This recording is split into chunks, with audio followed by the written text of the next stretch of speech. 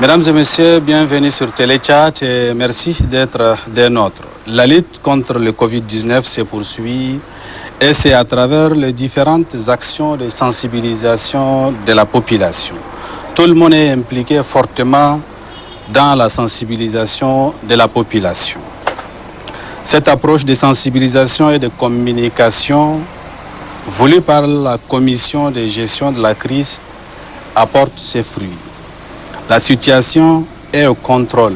Les statistiques données chaque jour par le comité scientifique de gestion de la crise en témoignent. Pour mieux relever les défis, l'engagement des leaders politiques est capital. Depuis l'appel du chef de l'État, les partis politiques de la majorité comme de l'opposition se sont mis ensemble pour mener des actions de sensibilisation en faveur de la lutte contre le Covid-19. C'est pourquoi je reçois sur ces plateaux des leaders qui représentent la plateforme des partis politiques de l'opposition et de la majorité. Il s'agit de M. Kram Ali Abel, il représente la majorité présidentielle, et M. Aladoum Balthazar de l'opposition. Mesdames et messieurs, merci d'être des nôtres. Avec nos invités, nous allons faire le tour, surtout l'apport de la plateforme politique dans le cadre de la lutte contre le Covid-19. Bienvenue, chers invités, sur ce plateau et merci d'avoir accepté cette invitation pour partager ce moment avec nous. L'honneur est pour nous. Merci aussi pour le choix que vous avez porté à nos modestes personnes. Vous, en tant qu'homme politique, quelle lecture faites-vous de cette crise de Covid-19 que nous traversons ici au Tchad surtout? La parole à qui veut la prendre? Merci beaucoup. En fait, s'il y a une lecture, c'est que c'est la situation décrite au jour le jour par le comité scientifique du comité de gestion de la crise sanitaire. La plateforme est une réponse à l'appel du chef de l'État dans le cadre de la mobilisation nationale, je ne dirais pas générale, dans le cadre de la mobilisation nationale pour la lutte contre la propagation de la Covid-19 au Tchad. C'est ainsi que le 27 mai de l'année en cours, les partis politiques de la majorité, composante majorité opposition, ont cru bon de se mettre ensemble parce qu'en fait, cette pandémie ne fait pas de distinction. Et aujourd'hui, c'est un front national qu'on devrait mettre ensemble et c'est ce qui a été fait. Nous avons mis en place cette plateforme qui a pour mission de faire des propositions au comité de gestion des crises sanitaires et ensuite de mener des activités de sensibilisation à l'endroit des populations, du peuple tchadien d'une manière générale. Et depuis lors, vous avez constaté que lorsque le chef d'État a pris les choses en main, vous avez constaté qu'il y a eu des résultats. Les choses ont évolué et depuis combien de jours aujourd'hui, on constate que la tendance est quand même en baisse parce qu'au début, c'était vraiment très inquiétant. La psychose était là déjà dans la population, dans la crise, c'était un peu difficile. Donc nous, au niveau de la plateforme, nous avons commencé avec le peuple parce que nous nous sommes organisés. Et nous avons dit, nous ne pouvons pas nous organiser et puis attendre en fait le comité de... Parce que nous sommes, si vous voulez, une petite branche du comité de sensibilisation. Donc nous avons entamé déjà, lancé officiellement nos activités où le gouvernement a mis à la disposition de... Nous, avec votre permission, nous allons revenir sur les activités que vous menez. Nous allons également écouter M. Balthazar de l'opposition. Ok, je précise que c'est Aladoum Djarma Balthazar. Merci beaucoup pour la précision. Balthazar, tout comme Aladoum, paraissent beaucoup vulgaires.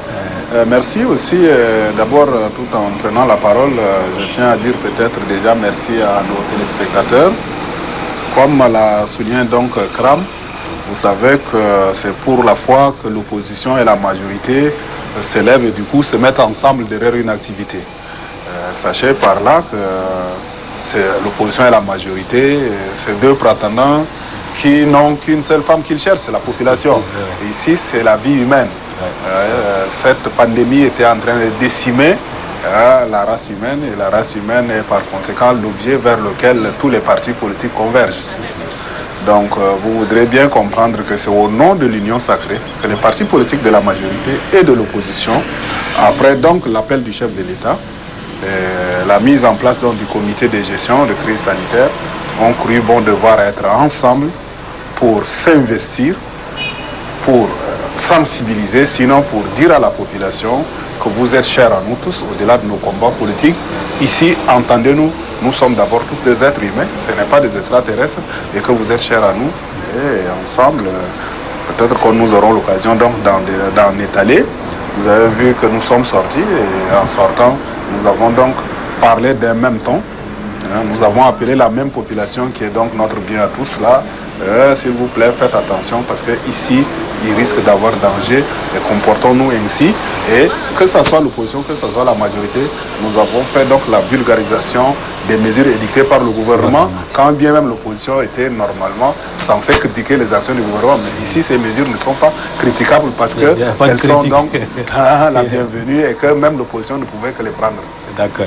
Maintenant, nous allons revenir sur les propositions. Vous avez dit, Monsieur le Président, que cette plateforme est créée pour faire également des propositions. Alors, quelles sont les propositions que déjà vous avez faites à l'endroit du comité de gestion de la crise? Bien, mais avant de revenir sur ce que vous avez peut-être des propositions que nous avons eu à faire, en fait, je voudrais corriger un peu, j'ai peut-être une erreur. En fait, la population n'est pas notre bien commun. C'est toute une famille. Voilà, on est issu de cette famille. Et si nous avons la chance aujourd'hui d'être leader, et que s'il y a une opportunité comme ça, ce genre de situation, on devrait la protéger. Donc, je pense que l'on parle plus, qu'on dise plus que de la famille. Voilà. En fait, la première des choses, je crois que nous avons proposé un plan de travail qu'on avait appelé, je crois, un plan d'action sous réserve du président et la domicile présent. Je crois que c'est un plan d'action que nous avons adressé au comité de gestion de la crise sanitaire, dont nous attendons encore la suite. Mais nonobstant ça, nous avons cru bon de ne pas attendre. C'est ainsi que, je reviens sur ce que le président Ladoum a dit, nous avons commencé déjà parce que le gouvernement avait mis, ce comité avait mis à notre disposition 80 000 cachinets. Même si en réalité, en fait, dans les décomptes, ce n'est pas 80. Mais c'est que le bordereau rempli et signé, c'est 80 000 cachinets et que nous nous sommes partagés. Voilà, la composante majorité a pris, composante opposition a pris, et puis nous nous sommes mis à distribuer d'abord aux acteurs politiques, ceux qui étaient partants pour cette lutte, et c'est ce qui a fait. Ensuite, la plateforme a dit ça, c'est pas suffisant. Nous avons demandé un petit paquet que nous-mêmes nous avons, je crois, si vous avez vu ces deux véhicules, non, que nous avons mis en circulation avec une banderole et avec des messages à l'appui, où je crois le président Ladoum ici présent avait intervenu. Moi également, on était interrogé au niveau du cadre national du dialogue politique. Donc voilà, entre autres, ces activités que nous avons pu avec les moyens que nous disposions pour le moment. Je pense qu'on ne s'est pas arrêté là. En faisant donc notre rentrée, ce que nous avons appelé rentrée de la plateforme sur la scène, nous avons essayé, dans nos liminaires, de manière indirecte, proposer donc au comité de gestion un certain nombre. C'est qu'en lui demandant de demander à la population de se faire violence sur ses anciens modes de vie, en demandant aussi que les forces de l'ordre essayent d'être beaucoup plus pédagogiques, en essayant de demander à la population d'aller à la coopération, c'est de manière indirecte des propositions. Mais cela ne s'arrête pas, parce que quand le comité de gestion a mis à la disposition donc de la plateforme les 80 000 masques, Kram l'a souligné, il y a eu un rajout, et même les partis politiques de par eux-mêmes, on ne les cite pas, ont essayé de contribuer, et lors de notre sortie du week-end, nous sommes arrivés à avoir une estimation de cachinets distribués qui se chiffrerait déjà autour de 150 000. Mais ça continue, ça veut dire que dès les premiers pas, c'était fait beaucoup plus avec du tapage médiatique. Mais le sérieux voudrait qu'on ne s'arrête pas et que ça ne devienne pas de la publicité, mais que ça soit un truc pris à cœur. Et à l'heure où nous parlons, des leaders de partis politiques à travers leurs cellules sont dissimulés auprès de la population pour continuer le travail donc de porte en porte. Et nous estimons que le moment viendra où on fera donc le bilan. Tout à l'heure, comme Kram l'a dit, la population n'est pas notre bien, mais je pense que la population est notre bien. Dans la mesure où c'est indicible, la majorité se bat au moment venu pour avoir le suffrage de cette population, nous aussi. Donc on cherche, ça devient bien. Oui, maintenant, s'agissant des activités sur le terrain, au-delà de distribution de cache-nez, qu'est-ce que vous faites? En fait, j'avais dit tout à l'heure que nous avons fait avec ce que nous disposons pour le moment. Ici, nous vulgarisons aujourd'hui les mesures édictées et nous insistons surtout sur la distanciation physique et aussi la non-salitation de mai en mai encore pour le moment parce qu'il n'y a pas encore de vaccin contre ces produits. Les mesures de tousser dans le coude et d'utiliser les cache-nez et que c'est très important et que c'est dans l'intérêt de chacun d'ailleurs. Lorsque je me protège, je protège l'autre. Lorsque je me protège, je protège l'autre et l'autre, en se protégeant, il me protège, je protège également l'autre. Ces mesures, il faut que cette pandémie est une triste réalité. Il ne faut pas que les gens s'amusent. Et nous avons vu aujourd'hui, même ailleurs où on avait dit au départ que ça allait, c'est revenu, on parle encore de la phase 2, tout ça. Donc, que les gens fassent vraiment attention, que cette pandémie est une triste réalité. Si aujourd'hui même il y a il ne faut pas qu'on dise que c'est terminé. Et même ça aussi, c'est un appel également à l'endroit du comité de gestion que cette tendance ne l'endort pas. Il faut vraiment rester qu'on reste sur nos gardes pour que cette maladie, jusqu'à ce qu'on ait les vaccins, les Tchadiens doivent rester vraiment vigilants, prudents et veiller par rapport à cette pandémie. Et la mobilisation, il n'y a que seule la mobilisation qui peut nous amener vraiment à faire ce travail-là. Je crois que c'est ce qui m'a motivé un peu de cet appel du chef de l'État. Revenant donc dans ce que nous avons appelé la plateforme, c'est-à-dire que dans son libellé, la petite cellule, sinon la petite coordination, qui représente donc l'ensemble des partis politiques de l'opposition et de la majorité, avait pour mission essentielle de sensibiliser la population. C'est ce que nous faisons à travers la petite coordination elle-même, à travers donc nos contacts avec les partis politiques. Et je crois que nous avons utilisé les leaders des partis politiques comme des relais pour qu'ils essayent d'entrer en contact avec leur unité de base et ainsi de suite, pour que les mesures barrières édictées par le gouvernement soient comprises de tous. Mais nous avons dit aussi que nous allons faire des propositions. Parlant donc des propositions, je pense que nous sommes en réflexion.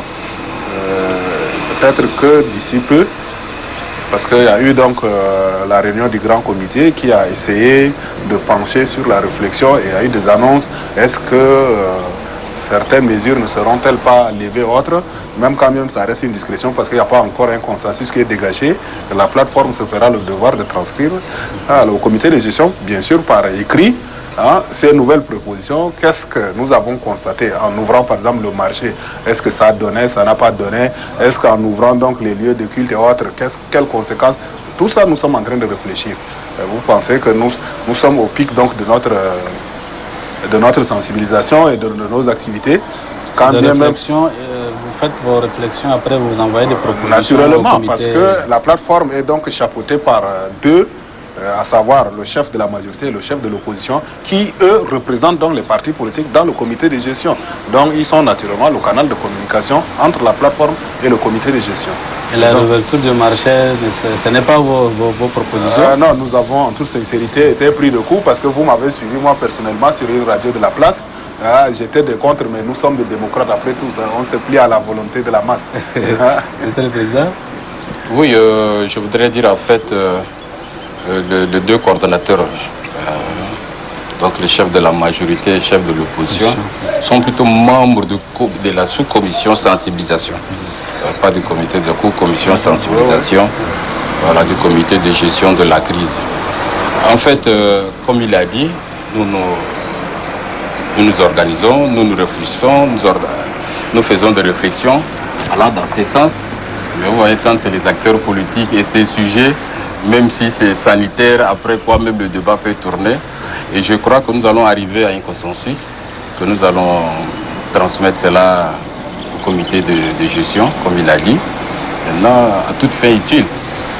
Mais nous appelons toujours, c'est l'appel toujours, c'est la conscientisation de la population par rapport à cette pandémie-là. C'est la conscientisation que les Tchadiens, dans leur ensemble, je dis que dans leur généralité, prennent conscience de la situation.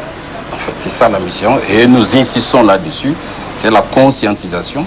Donc cette sensibilisation, c'est pour conscientiser le peuple tchadien à la gravité de la situation et que nous ne pouvons aujourd'hui empêcher la propagation en respectant les mesures barrières. S'agissant des mesures, en tant qu'homme politique, est-ce que vous estimez que d'une manière globale, ces mesures sont respectées par la population? Oui, aujourd'hui, on peut le dire. Aujourd'hui, on sent aujourd'hui que tout le monde porte, au moins quand même les gens sont conscients, portent le cache-nez.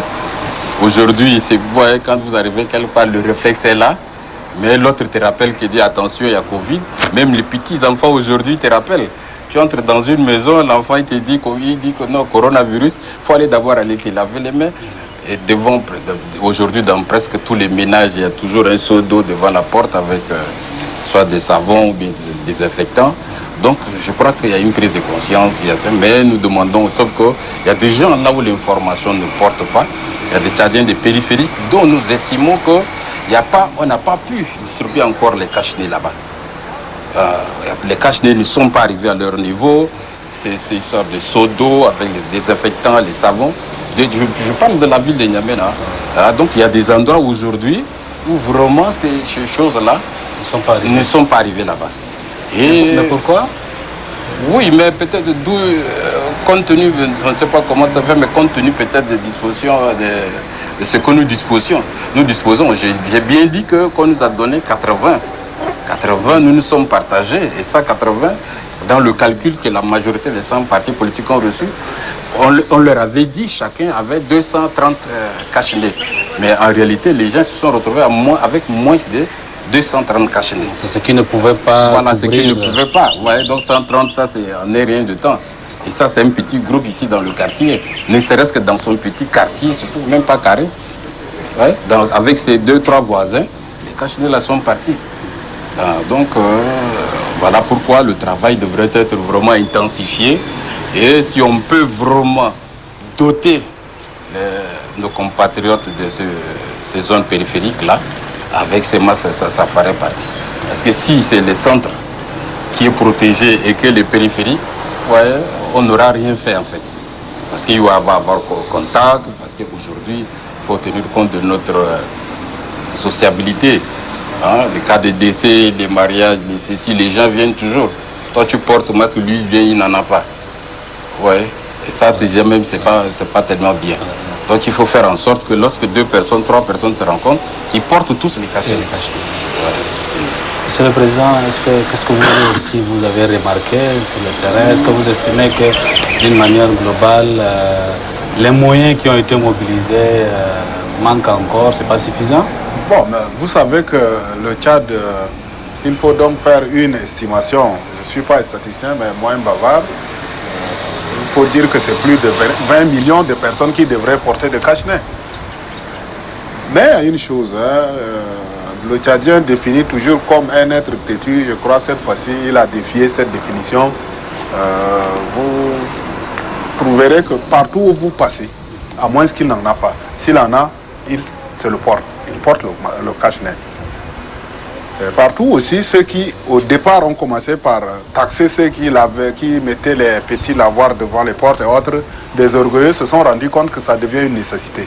Maintenant, les Tchadiens se sont appropriés effectivement ces mesures, mais c'est leur mise en œuvre par les moyens qui posent maintenant problème. Parce qu'en réalité, étant un acteur politique, nous ne nous limitons pas sur la ville de N'Djamena. Les nouvelles qui nous remontent par nos cellules montrent que vous allez jusqu'à aujourd'hui trouver des villages entiers que personne ne porte de masque et de cache-nez. Simplement parce qu'il n'en a pas. Simplement parce que peut-être le tailleur du coin ne sait pas utiliser son génie pour procurer ou bien la disponibilité. Vous voyez, peut-être ce qui va nous fausser un peu, je dis bien fausser un peu la donne, c'est la communication quotidienne de la situation épistémologique. Ça fait que certains se disent non, la maladie est en train de plier bagage. Il y a une journée, j'ai vu sur les réseaux sociaux, vraiment, ce type bien intelligent qui a utilisé son intérêt à l'envers en dessinant un véhicule qui a ramassé les symboles de coronavirus pour dire coronavirus a plié bagage. Alors quand les gens vont jeter les cache-nez, quand les gens vont commencer par se dire que non, non, en réalité la maladie est partie et que c'est devenu une affaire politique, je crains fort que nous nous retrouvions à la situation de départ. Mais je pense qu'avec la prise en main sincère donc, du comité de gestion, l'implication donc des acteurs politiques que nous sommes à travers la plateforme, l'action que les autres corporations sociales mènent, si nous maintenons la pression, on pourra bien se débarrasser de 7 jours. Mais sinon, de manière globale pour la ville de N'Djamena, je pense que les mesures sont en train d'être vraiment appliquées. Vous allez me permettre d'être un peu critique vis-à-vis des forces de l'ordre qui en trouvent ça une occasion d'arnaque parce que on leur dit, expliquez aux gens, apprenez-leur, surveillez-leur. Mais eux, ils font le contraire. Ils font le contraire, il y a 2-3 jours. Qu'est-ce qu'ils font? Mais vous n'allez pas me démentir qu'il y a 2 jours, le ministre lui-même a débarqué pour prendre des commandants de brigade, mettre en prison parce qu'ils sont en train d'arnaquer la population au nom du Covid, ils taxent des amendes. Vous n'allez pas aussi me dire le contraire. Oui, mais parce ça, c'est pas dans le cadre de Covid, ça c'est... Ah non, mais on t'arrête. Le couvre-feu, c'est parti du Covid, non? Hein? Le couvre-feu, c'est du Covid. On te prend, on t'amende. Et puis on se demande bien, est-ce que cette amende repart où? Il y a tout ça, mais je n'entre pas dans ces détails parce que au moins dans la plateforme, il n'y a pas d'opposition, il n'y a pas de majorité. Nous sommes acteurs politiques. Oui, mais ceux qui ne respectent pas ces mesures doivent être dénoncés en principe. Oui, mais est-ce que entre une dénonciation pour une éducation et une dénonciation pour une répression, vous choisissez laquelle? Parce que nous sommes en phase d'une population qu'il faut éduquer, mais qu'il ne faut pas chicoter. Mais on est en train de faire de la démesure là-bas. Bon, s'agissant de la sensibilisation, toujours, l'inquiétude, comme vous l'avez souligné, c'est beaucoup plus dans le monde rural. Et le chef de l'État, dans son message adressé à la nation, a également souligné cet aspect de la chose, surtout mettre l'accent sur la sensibilisation du côté du monde rural. Alors, dites-nous, vous, en tant qu'homme politique, dans votre manière de faire, est-ce que vous avez pensé comment aborder, par exemple, ce monde rural? Quels sont les messages qu'il faut adresser à cette population afin qu'elle puisse facilement, surtout, comprendre les messages et respecter ces mesures? En fait, je reviens sur l'aspect souligné ici par mon ami Balthazar. En fait, l'aspect pédagogique manque dans cette lutte. C'est pas en violentant les gens, en les bastonnant, en faisant ça, là qu'on va les forcer. Non, c'est l'éducation. Quand tu dis à quelqu'un, cette maladie-là te concerne, tu n'as pas écouté ce qui se passe. Ça tue ton voisin, tu le sais. Fais attention, ça risque de te tuer aussi. On n'a pas besoin de taper les gens. Hein? Et c'est vrai, ça c'est vraiment cet aspect pédagogique a manqué dans cette lutte. Et nous demandons vraiment, nous lançons un appel à ceux qui s'adonnent avec plaisir à cette activité-là, d'arrêter. En principe, ceux qui ne respectent pas doivent être amendés. C'est qu'on a oui, officiellement, ce qui a été dit. Que, ouais, la première des choses, avant même d'amender, c'est déjà de rappeler à la personne pourquoi tu lui demandes de faire ça. Écoute, ça, c'est voilà. C'est lorsque la personne outrepasse maintenant ce que tu lui dis que tu peux maintenant le verbaliser comme ça a été fait. Mais lorsque ces 2 étapes importantes ne sont pas là, et puis directement tu le frappes. Et lui, il se demande même, est-ce que c'est pour ça là que tu le frappes? Il y a autre chose. Ouais. Quand c'est comme ça, tu peux 1, 2, 3, ça devient quoi? On crée une autre maintenant pandémie. Ah. On crée une autre pandémie qui est nationale maintenant. Et qui, ça n'est pas bien. Donc cette pandémie qui est nationale qu'on est en train de voir, c'est la frustration. Ah. C'est le mécontentement. Au lieu d'amener les gens à comprendre, on leur dit non, c'est pas comme ça. C'est l'occasion pour que nous, on s'affirme, ce n'est pas ça. Maintenant, pour revenir à votre question, en fait, nous sommes organisés. J'ai dit que nous avons transmis un plan d'activité au comité de la sensibilisation, la sous-commission de la sensibilisation, que nous attendons la réponse. Dans ces comités, nous avons parlé de faire des missions à travers les 23 provinces. Ouais, quand moi, chef de leader, Aladom, il vient chez lui, il parle à ses parents, je crois qu'ils vont mieux l'écouter que quand tu vas venir rester réunir les gens en un meeting en train de faire. Mais lui, lorsqu'il vient parler dans sa communauté de la situation, vous voyez ce que ça va porter comme message. Donc on voudrait bien que chaque chef de parti, chacun repart chez lui pour pouvoir passer le message. Même si ce n'est pas chez lui, chez l'autre, qu'on connaît qu'il est l'enfant tel et qu'il peut venir dire ces choses et qu'il le fasse. Ouais. Donc nous attendons cette réaction. Et les acteurs politiques, je crois qu'ils sont prêts. Comme il a dit, il y en a qui ont déjà même commencé avant la mise en place de plateformes, des partis politiques qui ont déjà commencé à faire le travail. Ouais. Mais qui veulent seulement un peu qu'on les aide, pousse un peu à aller faire le travail. Oui, mais en tant qu'homme politique, en dehors de ces propositions, en tant que Tchadien, pour la population du monde rural, vous, si on vous demande, par exemple, qu'est-ce que vous leur dites? Tout le monde est informé aujourd'hui là. Dans le monde rural, le monde est informé. Mais c'est est-ce que les portes, les cache-nez sont arrivées là-bas? Les zones où aujourd'hui, la zone que je connais très bien qui est le Mandoul, le Moyen Charé, vous avez la radio Bracos, c'est pas une publicité, mais qui fait vraiment le travail. Les radios communautaires d'une manière générale dans les zones. Et j'ai écouté une radio aussi à Bodo, oui, où les gens déjà dans leurs émissions comme la vôtre, ils parlaient déjà de cette maladie. Quand tu appelles, on te demande est-ce que tu as cette nouvelle-là, qu'il y a telle maladie qui sévit.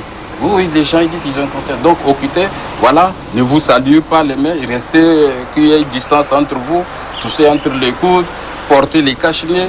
Hein.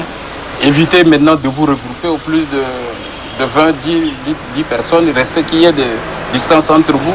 Et ça, c'est en dialecte, dans leur langue. Vous voyez comment ça porte. Donc, c'est l'occasion aussi de saluer déjà, c'est que vos collègues de ces radios le font, ce travail-là. Maintenant, nous, on voudrait bien, aujourd'hui, nous ne pouvons pas voyager avec ces mesures.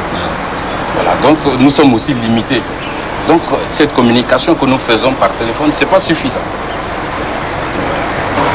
Nous l'avons affirmé, le monde rural est en ce moment en manque d'informations.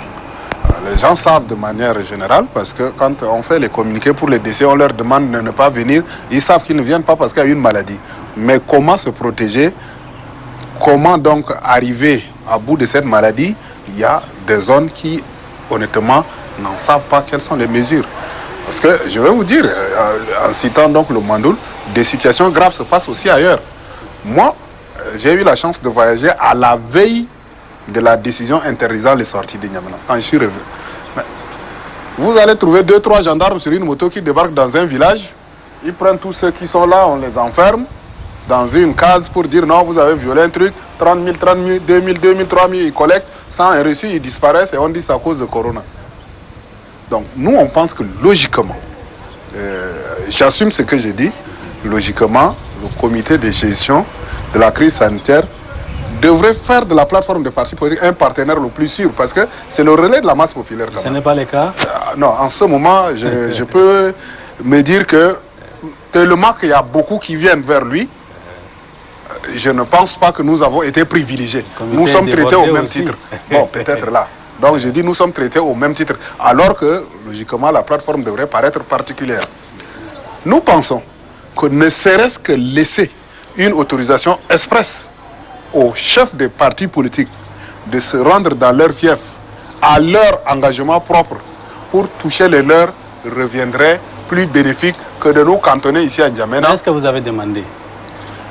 Bon, je ne vais pas indexer les gens. Si nous n'avons pas demandé, quand on dit il n'y a pas d'exception, même personnellement, à l'heure où nous sommes, pour moi qui habite en Bata, je souhaite qu'on finisse vite pour ne pas me faire tabasser sur la route. Quand on proroge même le décret, on dit exception faite des gros porteurs. Les gros porteurs n'ont pas forcément demandé parce qu'on sait qu'ils sont nécessaires. On leur a laissé. Qu'est-ce qui empêcherait de mentionner que expressément les leaders d'opinion peuvent circuler pour sensibiliser? Ça pourrait venir. C'est des hommes, ils réfléchissent. Ils ont aussi de la tête là-bas. On n'a pas besoin souvent de leur demander pour que ça devienne une exigence. Mais ça n'empêche pas de demander s'ils l'ont pas fait. Pour vous permettre je pense que la demande est déjà faite au moment où vous parlez. De faire aussi votre travail. La demande est faite. Vous pouvez aussi demander. Je voudrais revenir aussi sur cette mesure, l'une des mesures qui concerne le voyage. Beaucoup aujourd'hui disent que si Cette maladie est en train de se propager dans nos régions. Aujourd'hui, on est à 14 provinces. Les gens continuent par voyager clandestinement, comme vous l'avez souligné. Alors, qu'est-ce que vous dites à ceux-là qui continuent par ne pas respecter cette mesure? Si aujourd'hui les gens expliquent aux gens, celui qui passe outre les mesures, on l'arrête, on lui dit écoute, ce qu'on fait là c'est pour ton bien, les gens n'allaient pas le faire. Mais quand ça donne lieu à des forfaits exorbitants, à des violences, mais ouais, l'homme d'une manière générale, l'interdit l'excite. Ouais, l'interdit l'excite. Ce que tu interdis là, il va pour voir. C'est comme un petit enfant qui va pour... Tu l'interdis, il veut savoir pourquoi tu veux l'interdire. Mais quand tu l'empêches, tu lui expliques pourquoi ça ne devrait pas se faire, je crois que l'enfant là aussi va peut-être s'apprendre. Donc l'homme d'une manière générale est comme ça. Mais aujourd'hui, ouais, ça fait que ce qu'on apprend, c'est pas bien. Ici, vous quittez, ici, Moundou, on te dit 45 000, 60 000. Mais les gens écoutent. Ceux qui doivent faire ce travail écoutent. Comment ceux qui vont à 60 000 amènent les gens à 60 000 aller pour 120 000? Ils passent par où? Pas par la route peut-être. Non, comment ça? Pas par la voie. On ne vole pas. Non, mais pas par la voie. Nous avons aujourd'hui tous les moyens. Mais si aujourd'hui on continue à faire ce genre de situation, il faut s'interroger. Oui, il faut s'interroger. Mais maintenant la question, il faut que, je dis que le vrai problème, c'est continuer à vulgariser et à expliquer aux gens comme nous l'avons dit. Il faut continuer à dire aux gens que ces mesures-là ne sont pas contre leur intérêt, mais plutôt pour leur intérêt. Ces mesures-là, c'est pour eux d'abord, et le gouvernement ensuite. Ouais. Mais quand les gens, on passe aujourd'hui, il y a ce qu'on appelle ça, on appelle business coronavirus. C'est ce qu'on développe. C'est ce qu'on regrette. Donc la plateforme, je crois que fait aussi des réflexions dans ce sens-là. Que ce business coronavirus-là cesse. Autre aspect de la situation, parmi toujours les mesures annoncées par le chef de l'État, c'est à l'endroit maintenant des opérateurs économiques. Plusieurs mesures ont été prises en leur faveur. Vous, en tant qu'homme politique, quelle est votre appréciation? Vous savez que ce n'est pas un mépris. Le Tchad lui-même, là, son économie est basée sur l'informel, vous savez. Mais du coup, quand on a dit non, ça doit arrêter, ça doit arrêter, ça doit arrêter, ça a donné lieu, tout à l'heure on l'a dit, aux agents de force de défense d'être zélés. Et du coup, on ne s'est pas rendu compte qu'au lieu que ce soit la maladie à coronavirus qui anéantisse le Tchad, c'était plutôt ces mesures-là qui étaient en train d'anéantir le Tchad. Donc je crois que ceux qui ont réfléchi, ont fait des suggestions à l'égard donc des hautes autorités de lever certaines mesures n'ont pas tort. Mais maintenant, quand on lève une mesure, il faut trouver aussi un plan de suivi de sa levée. J'ai dit par exemple, en ouvrant le marché, parce qu'on pense que le Tchadien, la plupart, sinon plus de 70%, c'est parce qu'il vient au marché qu'il trouve sa part. Il revend pour acheter ce qu'il lui trouve. Et que le fait de bloquer le marché, les gens mouraient à petit feu. Mais il faut qu'on dise, c'est vrai, vous avez repris, essayez de vous distancer, essayez de vous laver les mains, essayez de porter vos cache-mains, essayez de sorte que la chaîne qui est rompue ne soit pas régénérée au sein du marché. On aurait dû faire la même chose tout à l'heure, par exemple, pour les problèmes de voyage. On sait que dans les bus, il y a tel nombre de places. Pourquoi ne pas demander à ces transporteurs-là, surtout des agences-là, de supprimer certains sièges? On supprime carrément le siège. Parce que si on le laisse, le Tchadien, avec sa tête, il va arriver sur la rue, il va dire, bon, c'est loin, il va mettre quelqu'un. Mais on supprime. On sait qu'il a tel que ça et on lui met une escorte. Mais l'escorte aussi, on lui met son espion derrière. Parce qu'on va faire un problème, on va faire une chaîne de contrôle. On pourra arriver. Mais dire ne voyagez pas carrément, ça pose un problème. Et pour les opérateurs économiques, je ne pense pas qu'ils pensent que l'État n'a pas assez fait. L'État a beaucoup fait. Parce qu'ailleurs, les gens, quand c'est bloqué, c'est bloqué. Mais ici, du jour au lendemain, on lève ici, on ouvre les yeux. Même, vous voyez, quand les mesures étaient trop strictes, Mais le marché n'était pas fermé à mon avis, parce que les commerçants, ils s'assoient à quelques mètres de sa boutique et comme il a son numéro de téléphone, tu l'appelles, il regarde, il jette coup d'œil quand les forces ne sont pas là, il court l'habitement, il te sort l'article. Donc les gens ont continué. Donc Krab l'a dit que vous pensez que ces mesures-là sont strictes? À mon avis, c'était des mesures strictes, mais leur application a provoqué de la révolte, donc il y a eu des révoltés, et finalement, comme tout le monde crie, maintenant on est en train d'aller à une somnolence de leur application. Monsieur le Président? Oui, ça c'est le vrai problème chez nous, c'est l'application. La mise en application des mesures, des textes, ça c'est le vrai problème. Est-ce que la question aussi qu'on se pose, est-ce que les mesures d'accompagnement ont vraiment été mises en œuvre pour aider aussi ces opérateurs économiques? Parce qu'on ne peut pas les étouffer. On ne peut pas les étouffer et il faut se dire qu'en fait, il ne faut pas aussi que les gens font comme si cette pandémie-là, c'est un truc de 2-3 jours et puis ça va s'arrêter. Ça là aussi, il faut rappeler aux gens que non, nous en avons aussi longtemps que possible si on ne trouve pas les médicaments. Donc on sera obligé de faire avec. Donc il faut maintenant trouver des mesures d'accompagnement comme ça se fait ailleurs. Je crois qu'il faut adapter les mesures par rapport à nos réalités. Ne prenons pas les mesures pour les prendre, il faut les adapter à nos réalités. Hein? Tout en faisant en sorte que l'économie là résiste quand même à cette situation. Parce que vous voyez aujourd'hui, ça c'est une situation qui est mondiale. Combien de fois chez nous. Mais si aujourd'hui on dit les opérateurs économiques, on les lie encore, on les empêche. Je crois qu'on veut vraiment étouffer. Ça ne serait pas l'économie qu'on veut étouffer. Mais vous voyez, c'est ce qu'on aura. Ça serait l'effet, on aura l'effet contraire de ce qu'on attendra. Donc il serait mieux qu'il y ait des mesures vraiment d'accompagnement pour aider ces opérateurs économiques-là à faire de leur mieux autant qu'ils le pourront, hein, pour pouvoir vraiment également exercer en fait. Maintenant, les mesures sont ce qu'elles sont. Les hommes, j'avais dit ici, l'interdit ici, les gens essayent toujours de passer outre. Mais il faut toujours amener les gens. C'est une longue lutte, hein, c'est pas un truc d'aujourd'hui. J'ai l'impression que les gens font comme si c'est un truc d'aujourd'hui et que demain ça va s'arrêter. Avant de mettre un terme à cet entretien, je reviens surtout sur le monde rural. Comment est-ce que vous allez vous prendre pour toucher le monde rural? Ouais, nous sommes politiques, c'est vrai, nous sommes bien ensemble, nous parlons de la pandémie, mais nous ne pouvons pas nous empêcher de parler politique. Bientôt nous allons aller aux élections. Bientôt nous allons aller aux élections. Et ce monde rural-là, c'est la base de nos électeurs. Et ça nous touche, la question aujourd'hui. Nous sommes tellement préoccupés par le sort de ce monde rural-là. Et comme l'a proposé à la Dôme, si on peut vraiment faire exception aux acteurs politiques, chacun, c'est lui qui peut le faire, qu'il parte. Hein? Chacun part chez lui, là où il va, là où il a celui-là, il trouve c'est important dans ce monde rural, cet endroit, je peux aller porter le message, mais que chacun, qu'on nous laisse faire ce travail-là. Mais quand on est je ne sais pas, mais il faut peut-être qu'on est confiné en Djamena. Hein?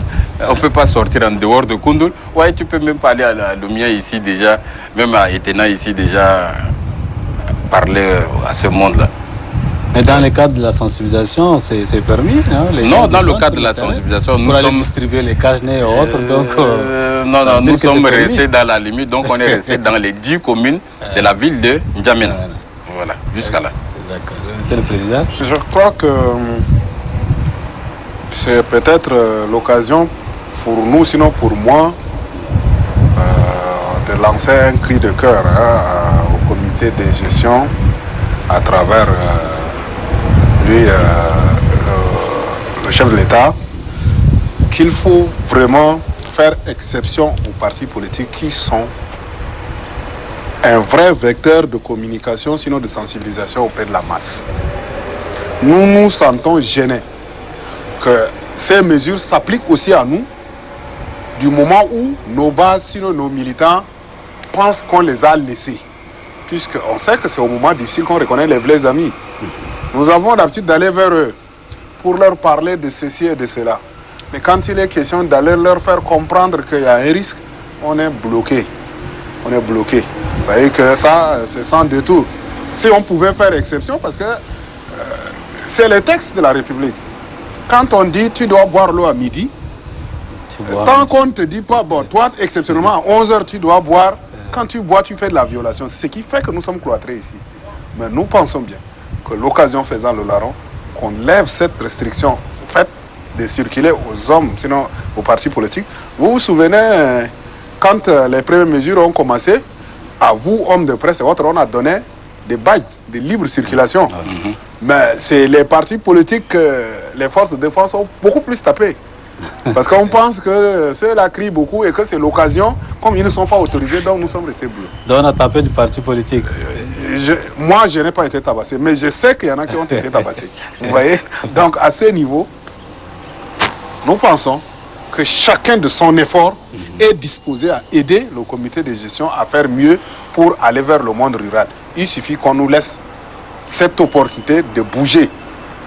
Parce qu'on ne peut pas faire tout le tour du Tchad. Mais au moins, on peut aller dans les chefs-lieux de province. Parce que, sachez, quand le comité de gestion a ses ramifications par ses cellules jusqu'à dans les provinces. Mais face à un gouverneur qui a le cache-nez à la main gauche et la chicotte à la main droite, qui est ce villageois qui va venir? Il y a un problème. Il faut qu'on laisse les partis politiques aller vers la population pour lui expliquer que ces trucs sont pour le bien. Parce que le type, il vient, on va lui donner le cache-nez, il met en poche, il repart. Et c'est sur l'axe du lieu de distribution et son village qui se fait tabasser par les forces. Donc, il faut, la sensibilisation manque. Mais on a besoin de cette main libre pour bouger, aller vers le monde rural. J'espère que votre appel est entendu par les plus hautes autorités et vous aurez certainement une réponse. Comme vous en êtes la croix, nous comptons sur vous. Nous serons bien, oui. Merci. Mesdames et messieurs, merci. Notre émission tire à sa fin. Nous avons reçu sur ce plateau, comme vous avez suivi, M. Kram Ali Abel de la majorité et M. Aladoum Djarma Baltazar de l'opposition. C'est dans le cadre de plateforme politique qui a été créée à l'occasion de cette crise sanitaire que le pays traverse.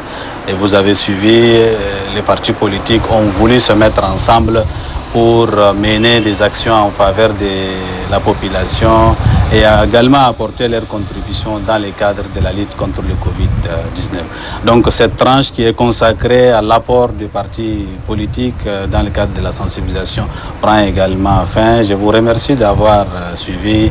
À vous, chers invités, nous vous remercions également d'avoir accepté de partager ce moment avec nous. Merci mesdames et messieurs. Je vous souhaite de passer un excellent moment en compagnie du reste du programme de la télé.